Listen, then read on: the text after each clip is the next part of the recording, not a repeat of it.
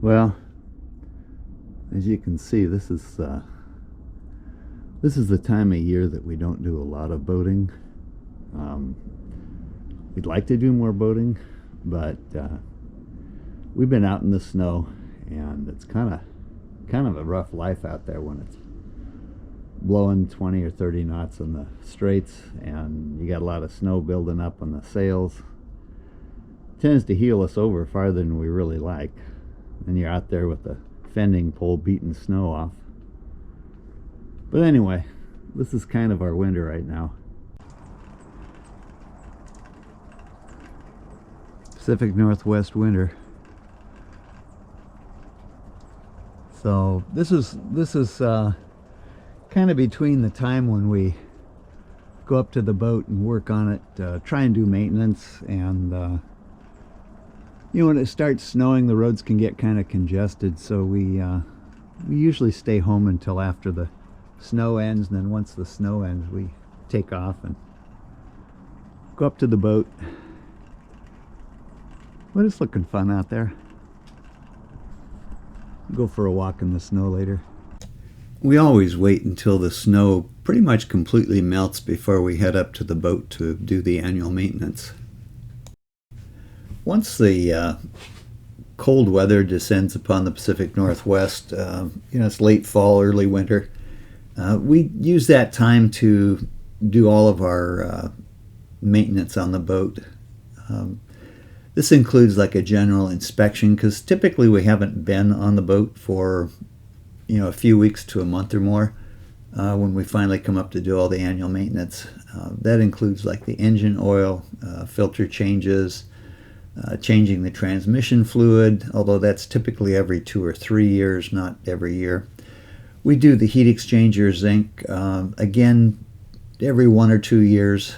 We do the fresh water tanks. We make sure that they are clean. Often we'll visually inspect them, and we'll certainly purify them, and we'll top them off with water. Although we try and leave a couple of gallons out of each tank so that the water, in the event that it does freeze, it won't cause any problems. We also take this opportunity to go through all of the bedding, any of the blankets, cushions, just to make sure that they're looking good, that there's no condensation or any moisture that's getting any of the fabric. We also make sure that the dehumidifiers and the heater are set to the appropriate level so that we don't have a problem with humidity over the winter. Usually do a quick walk around when we first arrive at the boat, just to check it, make sure everything looks good, nothing obvious.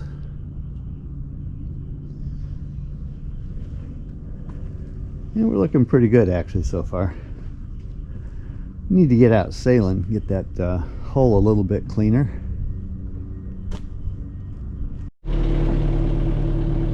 you don't want this?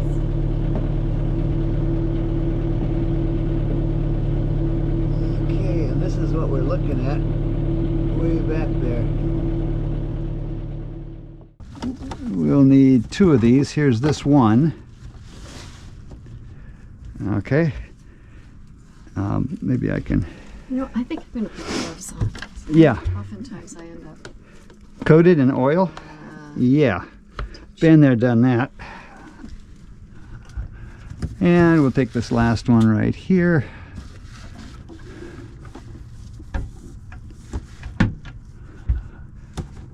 Okay, whenever you're... You want me to hold this here? Hold this up here too. Okay, because this is where we leak oil typically. But it has been working for a number of years. So, next thing I do is I pull out the oil filler right here. The oil's nice and dirty for a change, so we did run it a bit this year. Good to see, huh? All right, you ready? Mm-hmm. We need somebody who can pump away with abandon. Well, it's nice and warm. By the way, the 1540 that everybody runs diesel-wise, it comes out twice as easy. Do you want to like a vacuum pump. show your camera. Yes, so toward camera. the oil going up. I hope that everybody can see this. I can't see what's going on, see? You can't? I can see the oil coming up. No, I mean my camera. I can't see what the camera's doing. Is it pointing there? Hopefully it is. I think so. Anyway, we watched this come up, and we know that we should get at least 3 quarts. And probably when we do the oil filter, we'll get another quarter roughly of a quart. So we end up changing about 3 1/4 to 3 1/2 quarts every year, which is enough, you know, with a fresh filter, everything keeps moving through. And like I say, 28 years, knock on wood, we've never had an issue.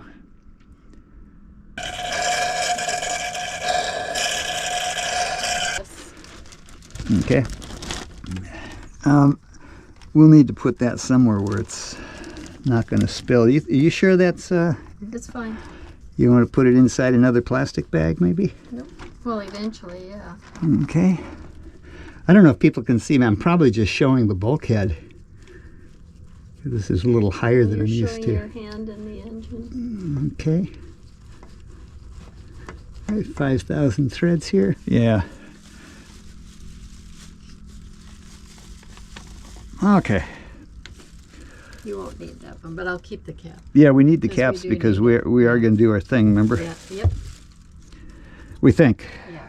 Well, we have to. I don't think there's another way to. Yeah. We basically don't have any other... Maybe just stick your finger in. No, it's all, my finger's already a mess. You just Is that need all to... you need? Yeah, I'm good. And then I'm going to start pouring it in. Once the oil change is done, we spend a few minutes making sure that there are no leaks and that everything looks the way it should look.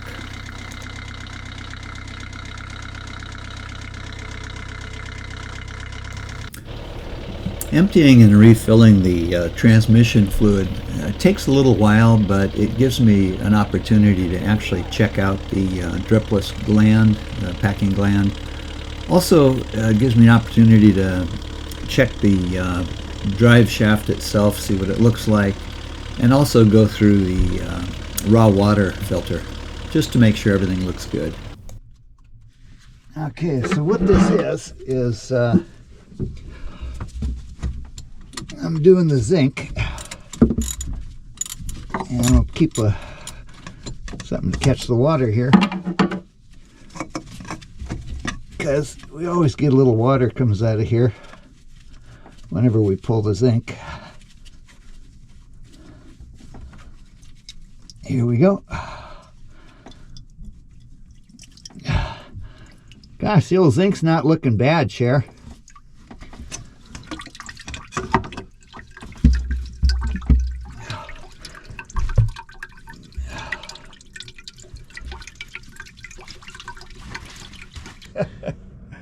Can you see the zinc? Yeah. Isn't that something? So you can go ahead and turn it off now, and we'll set it aside for a minute. So what we're looking at is a water system. This is where the raw water comes in. And this is the Aqualift muffler. These hoses, let's see if I can show those. Those hoses are heading back up to the engine. And we put in, like all of these hoses, this is all new hose I put in. So we just put all these in, followed everything forward, and we're looking pretty good down here. This is our dripless packing gland. We've had it, gosh, I guess we've had this in here for about 15 years now, and we have yet to have a single drop of water. So what I do, by the way, in order to make sure that we don't miss stuff on our annual maintenance, I come up and I actually look at stuff. I make sure our inventory is up to date. I check the engine, obviously, the transmission. We make sure that there are no issues with the raw water. We make sure that the batteries and all the lights are working. And now I've been checking for leaks for the Genoa tracks. I actually come in and just in case, I come in here and I do a visual inspection to make sure there's no leakage from the stanchions stanchions are all good. There's no sign of any window leaks. That's kind of these are all things that in the past years, you know, almost 30 years now, we know what to look for. And we've pretty much cured everything, so. Touch the forward berth to make sure nothing's dripped from the forward hatch. The forward berth is both dry. The hatch is dry. There's no sign of anything leaking. We're looking really good, actually. Bilge was dry. We just checked the bilge. Yeah, after many years of leaks with our port lights, we finally replaced the port lights. And that was a story in itself. But boy, we haven't had a problem since. It's been great. And in the Pacific Northwest, we get a lot of rain, so you really have to deal with leaks as soon as you find them.